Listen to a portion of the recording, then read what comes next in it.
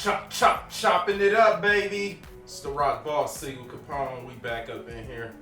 Man, this news about this Detroit serial killer is crazy. Like, I'm pretty sure that our history is violent as our city is.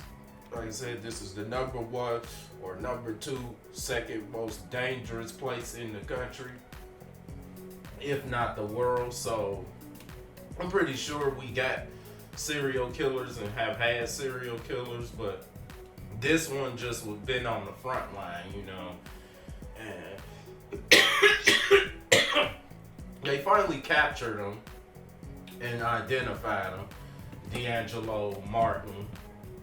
And you know, he just if these allegations is true and they did catch the serial killer, is him, you know, just how he got this thirst for power and control, and he dominating and abusing and hurting these women. It's just sad, you know. So now we got New Era Detroit 300 coming out to try to put a task force, and even, you know, as regular civilians, it touches our heart, and we want to go out here and stand as kings to protect our women out here and stop making them live in fear where they can't do normal day activities. You know, we fucking up the entertainment business because the women don't even know how to interact with the man no more, and they live in fear of even coming outside or coming to even party and hang with her. So it's a domino effect. But,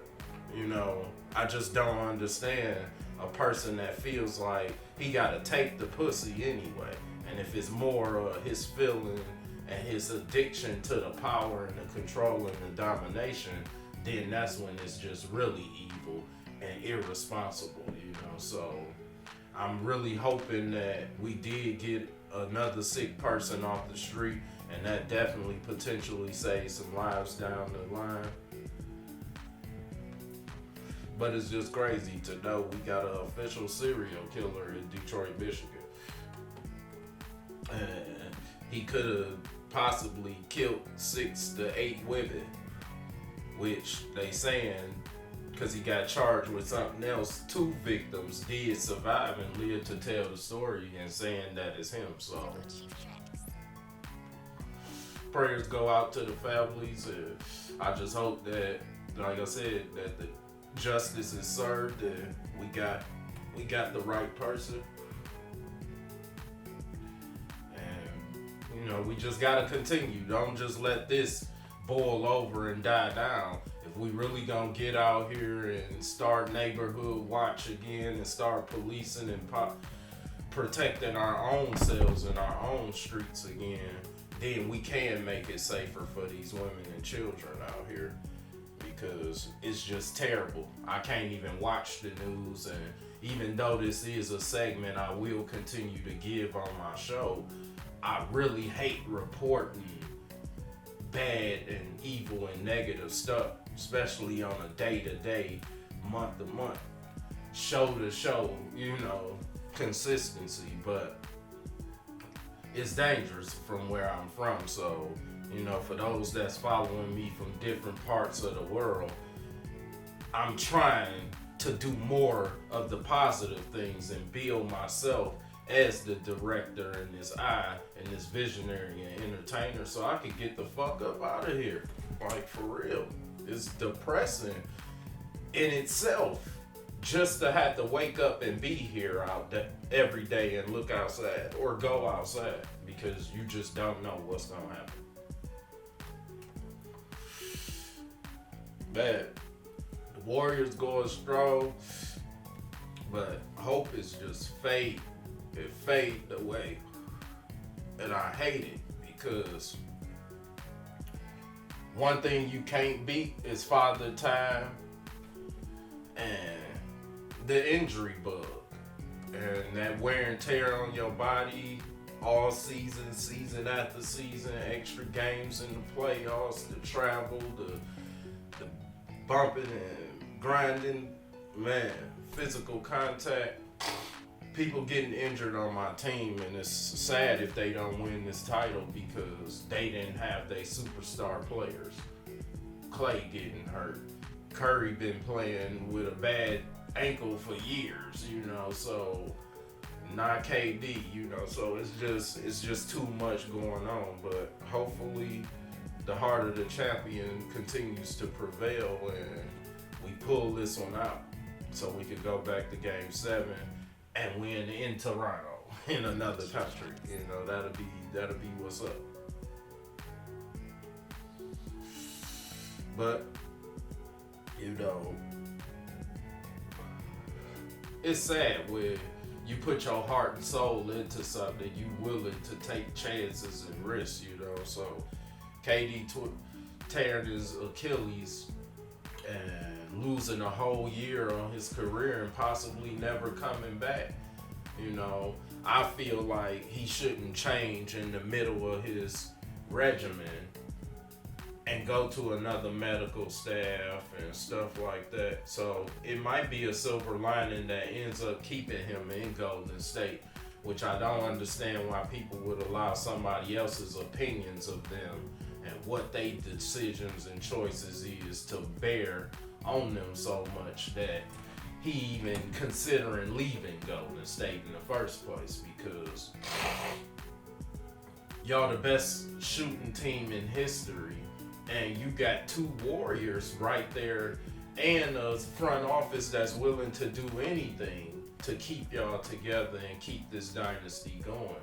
And going to a whole new arena next year, like, it's a lot of big plans that should be executed, and you should want to be a part of that, versus going to start over just because people trying to say, oh, you need this for your career. You end up winning 6-7 rings, the most rings in history, and you become the leading scorer in the league history.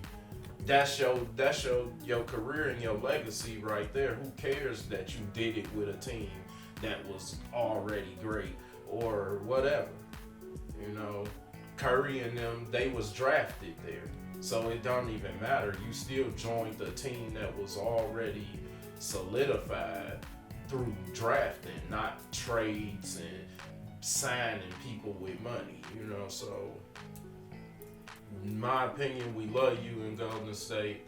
I don't think you're going to do no better ever, but you're going to be my favorite player, and you've been my favorite player in the league for a long time now. So I'm just praying for you, Durant, and I hope that you have a speedy recovery.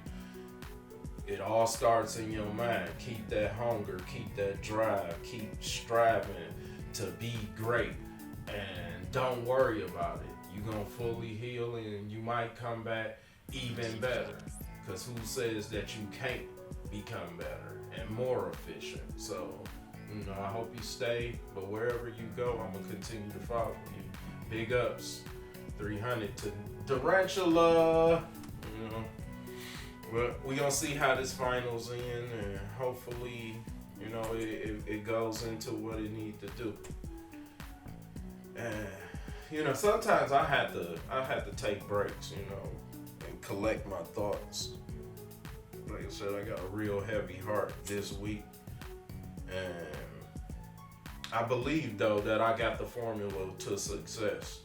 And if I could just get the right pieces in place, it's just like building a championship team. I need my wings. I need my bigs. I need my intangible guy. I need every single person plays a role in this. Rather you, the extra that I only see the back of your head, or you just blurred out and you had no lines, or I can't even tell your face. You still was important because you filled that scene, and you made it look natural, and everything was good. To be the main star that I depend on every day to see this project through, probably more than me, because you doing the work too to bring the vision and that character to life. But everybody is important. We all gotta be on our own rank and bracket on the scale, but you important, whether you the 0 or you the 100. You still a number, so don't never let nobody discourage you from being a beginner, a rookie. And then remember that and still have honor and respect for them people that's at the bottom when you the vet and you the legend too. But, it's crazy because I did mentored, managed artists, developed models. I did a lot of things in this career in entertainment. And it's sad when you see some of your people, though, make bad choices. First of all, from not staying aligned and seeing the mission and the journey through with you. Like, I didn't probably manage hundreds of artists in my time over the years. And they all usually break off and go do their own thing, sign with other people. We fall out and become damn near enemies. It's all types of things you go through in the courses of relationships and human interaction with people, especially in the business world, entertainment world, music world. But shouts out to Brandy Miller. I know her as Lucy more. I know most people know her as Lucy. And she real talented, real gifted, and now she even do movies, and she already put her 2 movies out, or at least one of them was released. And we don't hang like we used to rock shows, do all types of stuff. Whatever it was that made her go steal from her job, which was a good job and a blessing in the first place, when you made of certain formulas to success, you don't take those risks. And I know it get hard, and I come from the streets. Like I said, I done probably did it all, a little bit of everything, who knows?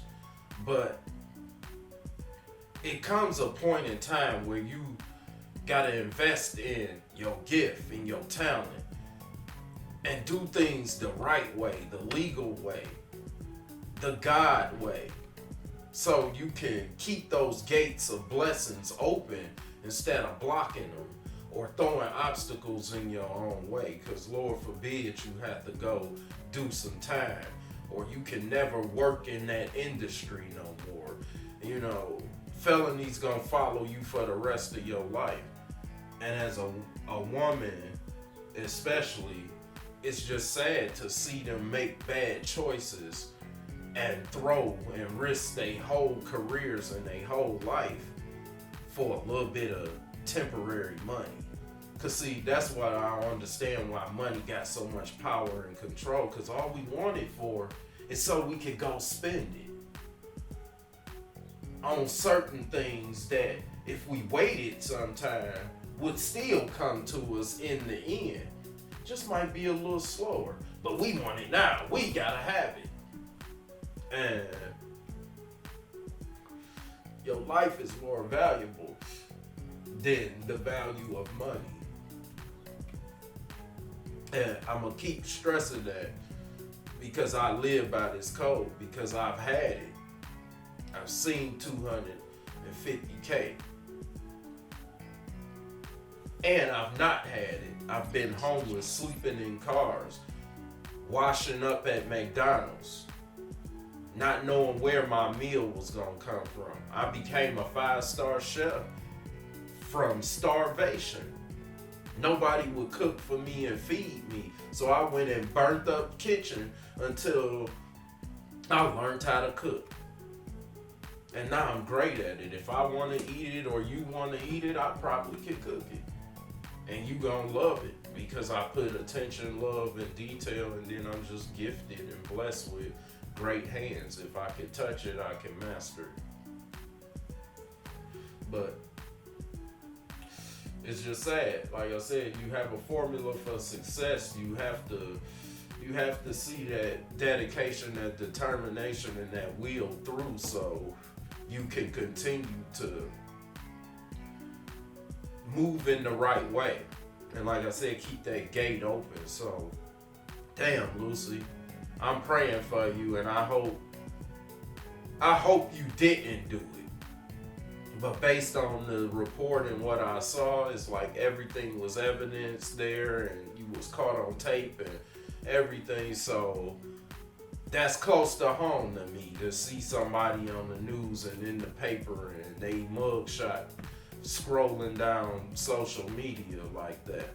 Click on Detroit. You know, like, that's crazy. But shouts out to you. I wish you to stay working with me, and we'd have probably both been further now than we are now.